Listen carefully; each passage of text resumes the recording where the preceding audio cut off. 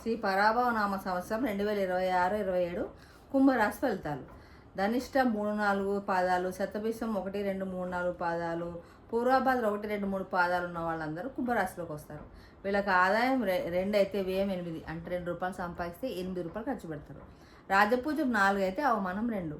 రాజపూజం అంటే బాగా గౌరవించే వాళ్ళు 4 ఉంటే అవమానించే వాళ్ళు 2 ఉంటారు. వీళ్ళకి ఎప్పుడు రాజపూజం ఎక్కువ ఉంటుంది. ఈ రాశి వారికి 3 సంవత్సరాల నుండి జూన్ 1 వరకు 5 లోహమూర్తి, అక్టోబర్ 31 వరకు 6 సువర్ణమూర్తి, తదాది జనవరి 24 వరకు 7 రజితమూర్తి, తిరిగి సంవత్సరాంతం వరకు 6 తామ్రమూర్తి, శని సంవత్సరం అంతయు 2 రజితమూర్తి, రాహుకేతులు డిసెంబర్ 5 వరకు జన్మ సప్తమ స్థానములందు రోహమూర్తులు, తదాది సంవత్సరం అంతు వ్యయ షష్టమ స్థానములందు రజితమూర్తులు. ఈ రాశి వారికి ఈ సంవత్సరం మిశ్రమ ఫలితాలు ఉన్నాయి, అంటే మిక్స్డ్. కొన్ని మంత్స్ బాగుంటే కొన్ని మంత్స్ బాగోదు.